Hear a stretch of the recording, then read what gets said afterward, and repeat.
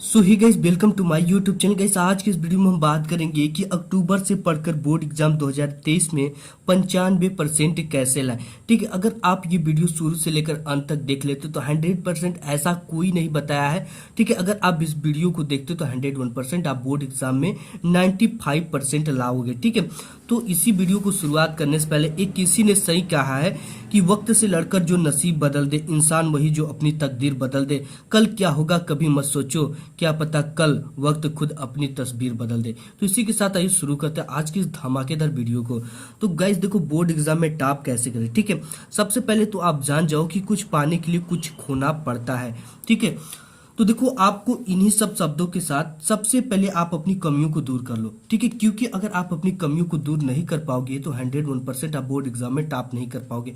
वो कमियां जो अक्सर स्टूडेंट कर ही देते हैं। ठीक है, पढ़ाई को अपनी बोझ समझना ये आपकी भूल है। ठीक है, ये समझो कि जिंदगी हमें एक अवसर दिया है, एक मौका दिया है जिंदगी में कुछ करने के लिए। ठीक है, तो पढ़ाई को आप कभी बोझ मत समझो, ज्यादा आलस्य करना छोड़ दो। आप ये सोचो कि मुझे अगर 1 साल तक मैं मेहनत कर लेता हूँ तो वो जो रिजल्ट आएगी वो मुझे पूरे जीवन रखना, अपने जीवन साथी को भी दिखाने में मुझे शर्म ना आए। आपको भी पढ़ाई करते समय नींद आता है। ठीक है, तो आप क्या करो, पढ़ाई, अपने टारगेट को याद करो, अपने लक्ष्य को याद करो। यार मुझे 95% लाना है, मुझे ये नींद मुझे पर 95% लाने से रोक सकती है। ठीक है, इस चीज को अपने मन में याद करो और पढ़ाई करते समय बीच बीच में आप ब्रेक लोगे तो इससे बच सकते हो। ठीक है, और गलत फालतू की बातों को सोचना, पढ़ते समय यार आप सोचने लगते हो कि आज वो लड़की ने मुझे देख लिया, आज उन्होंने मुझे ये कह दिया, आज मैं ये काश वो कर लेता, ये कर लेता। यानी फालतू की जो चीजें होती हैं, आप किसी के बारे में सोचते हो, वो मेरा मित्र आज मुझे ऐसे बोल दिया।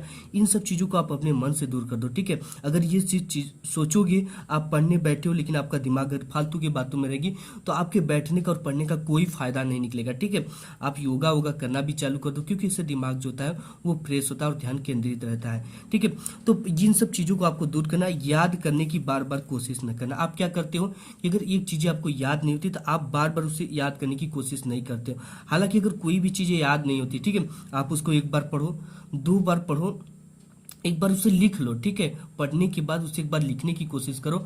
अगर आप लिख कर अगर कर लेते हो, ठीक है, याद, तो वो आपको 101% याद हो जाएगा और चीजें जीवन भर आपको नहीं भूलेंगी। ठीक है, क्योंकि अगर आप लिखोगे तो आपकी राइटिंग भी सुधर जाएगी, अच्छी हो जाएगी। तो आप उसी तरह लिखो। ठीक है, याद करने की बार बार आपको कोशिश नहीं करते हो, लेकिन आपको करना है। जो नेक्स्ट चीज आपको ध्यान देना, वो फोकस योर वीक सब्जेक्ट, यानी आपको अपने सबसे कमजोर विषय पर ध्यान देना है। ठीक है, देखो, अगर हिंदी आपका लगता है कि वीक है तो आप इसको 1 आवर डेली पढ़ो। ठीक है, 1 आवर डेली पढ़ो। जो भी चीजें, जो भी आपको गद्यांश पद्यांश पढ़ाया जाता है उसके अर्थ आप अपने आप लेकर पढ़ो और अपने शब्दों में निकालो। अगर लगता है कि नहीं यार हिंदी स्ट्रांग है तो आप इसको 30 मिनट दो। कितने मिनट? 30 मिनट बहुत ज्यादा हिंदी के लिए। इंग्लिश अगर आपका वीक है, ठीक है, कमजोर है, तो इसको भी 1 आवर आपको देना है। ठीक है, इसको 1 आवर पढ़ना ही पढ़ना है, क्योंकि इसमें आप अनसीन पैसेज भी सॉल्व कर सकते हो और जो बुक के पैसेज है उसको भी सॉल्व कर सकते हो। मैथ को तो आपको 2 घंटा जरूर घर पे पढ़ना है। ठीक है, किसी भी हालात में आपको 2 घंटा मैथ पढ़ना है। अगर 2 घंटा नहीं पढ़ोगे तो रिवीजन को छोड़ दो, पूरी मैथ भी नहीं हो पाएगी। डेली आपको ये टाइम बनाकर पढ़ना है। साइंस को भी 2 घंटा आपको पढ़ना है। साइंस को कितने घंटा? 2 घंटा। ठीक है, अगर आप 12th में हो तो फिजिक्स, केमिस्ट्री, बायोलॉजी है तो उसको भी 2 घंटा आपको पढ़ना है। सोशल साइंस है आपका सब्जेक्ट तो इसको भी 1 घंटा पढ़ना। आर्ट जो है कला, वो हफ्ता में एक बार जरूर आपको पढ़ना है। ठीक है, और आपको जो नेक्स्ट पॉइंट वो हमारी सुबह 4 बजे उठकर पढ़ो। आपको देखो, ये 1 साल तक पूरी मेहनत लगन से करनी, सुबह चाहे जो हो जाए। ठीक है, अगर आप नहीं उठते हो, सुबह आदत नहीं है, तो आप 21 दिन उठकर देखो। ओनली 21 दिन, 21 डेज। ठीक है, 21 दिन 5 बजे अलार्म लगाकर, ये किसी से कह दो जो घर में उठता हो सुबह, उससे कह दो कि मुझे 4 बजे करेक्ट उठा देना है। ठीक है, आपको 4 साढ़े 4 बजे तक उठ ही जाना है अगर आप बोर्ड एग्जाम के स्टूडेंट हो। और गाइस, आपको टाइम टेबल बनाकर ही पढ़ना है। ठीक है, और आपको नेक्स्ट जो ध्यान देना है, ज्यादा से ज्यादा मॉडल पेपर और प्रीवियस ईयर पेपर को, अनसॉल्व पेपर को सॉल्व कीजिए। अब देखो, मॉडल पेपर से क्या होता है कि हर साल, ठीक है, हर साल आपके क्वेश्चन पेपर में कुछ नए क्वेश्चन ऐड होते हैं जो कि बोर्ड द्वारा मॉडल पेपर जारी कर दिए जाते हैं। आप ये मत सोचो कि मैं मॉडल पेपर क्यों सॉल्व करूंगा, इससे रिलेटेड क्वेश्चन नहीं आएंगे।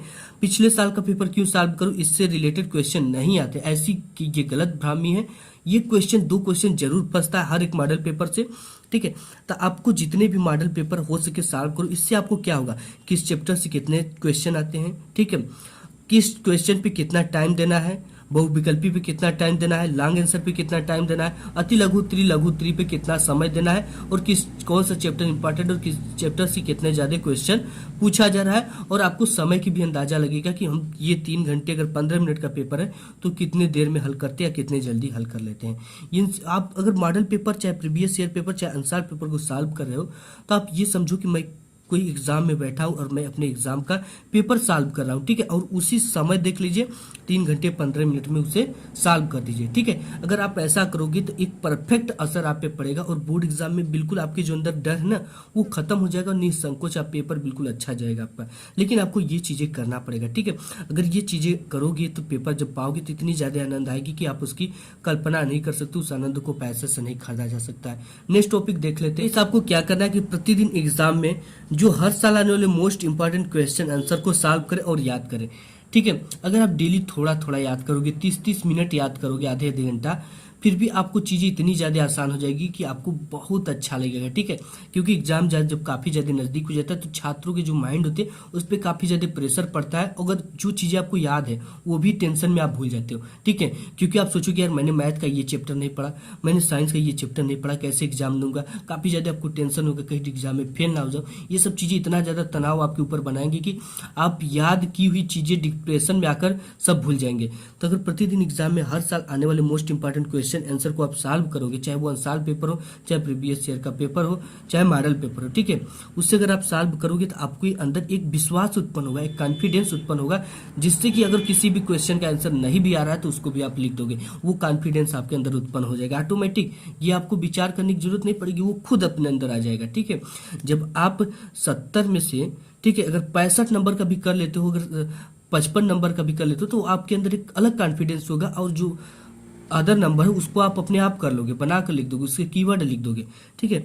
तो बहुविकल्पी प्रश्न, most important question previous year paper से, अति लघु उत्तरी प्रश्न, लघु उत्तरी प्रश्न, ठीक है, ये सब मोस्ट इंपॉर्टेंट है। दीर्घ उत्तरी प्रश्न, सचित वर्ण वाले प्रश्न जो कि आते हैं उसकी भी प्रैक्टिस करना है।